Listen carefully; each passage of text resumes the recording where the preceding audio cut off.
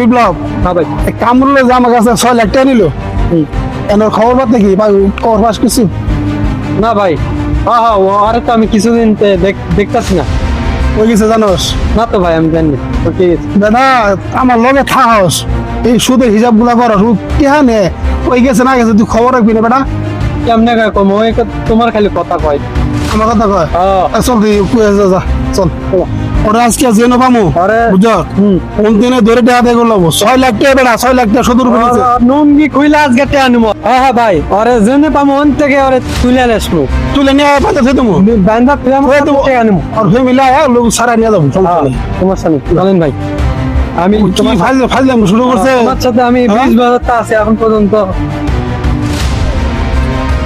খারাপ 6 লাখ টাকা নিছে সুদের উপরে। আজকে কয় মাস হইতেছে? 10 টাকা কি তোর বাবার পর থেকে নিছিস? হ্যাঁ, আর 10 টাকা কবে দিবি?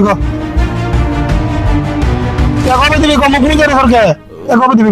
ভাই আমি তো একটু সমস্যা কে আনিছি আপনার কাছ থেকে, ঠিক আছে, ভালো কথা। পুরো ভাই বিদেশে কে আনিছিলাম। আচ্ছা, অন্তর ভাই আমার টাকাটা দালালে মারা নিছে, বুঝছেন? অনেক দালালের কাছে দিছি, অনেক টাকা পাই। তা ভাই ঠিক আছে, আমি দিয়ে দিব। আমি তো দালালের গোষ্ঠী গেলাই, তোর দালালের গোষ্ঠী গেলাই, তুই আমার টাকা কবে দিবি? দেখো এখন দিন দেবে, এটা 12,000 টাকা। তোর দালালের গোষ্ঠী গেলাই, তোমার টাকা দিবি?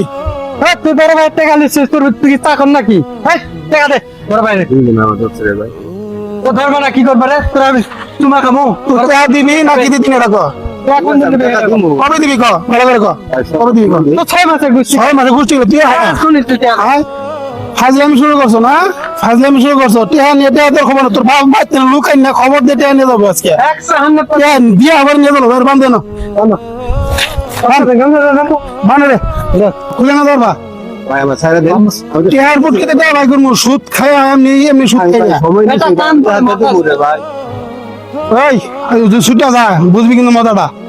কান ধরে সময় দিছি, মাথা টাকা দিয়ে দিব ভাই। সময় গোষ্ঠী গেলাই করছি না, সময় গোষ্ঠী গেলাই, বাড়ি লোক আছে। আমি বড় ভাই। রাখবে। সময় গোষ্ঠী গেলাই ভাই সুদের ব্যবসা করি বেড়া, সুদের ব্যবসা। এই শুন, সুদের ব্যবসা করে বড় ভাই। তুই জানিস না? ছাড়া দিন ভাই। হ্যাঁ, কিসে সারা দিল? ভাই ছাড়া দিন ভাই। টাকা লিখছে তো আর সারা দেওয়ার কথা বলছিস। ভাই ছাড়া দিন। না, আজকে তো সারা দেওয়া লাগবে। তোর বাড়ি রাখবে। তোরা সেন্টে কেরা নিয়ে যায় এটা দেখবো। টাকা দিয়ে নিতে নিয়ে যাবি। টাকা আনু না। তো চলে না না, আমার শালা খান। এই যে তুই এনে থাকবি, যেমনতে গেলে তোর খবর আছে বেটা, মানে খাওয়া থাকবি। আমি গেলাম।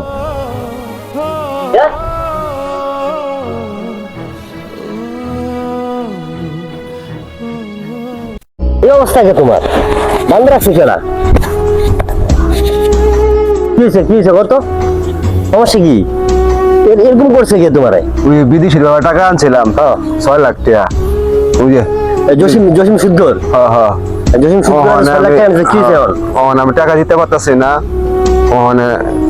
আমার কাছে টাকা চাইতেছে। টাকা দিতে এই জন্য তোমার বান্ধ রাখছে? হ্যাঁ। মারধর করছে?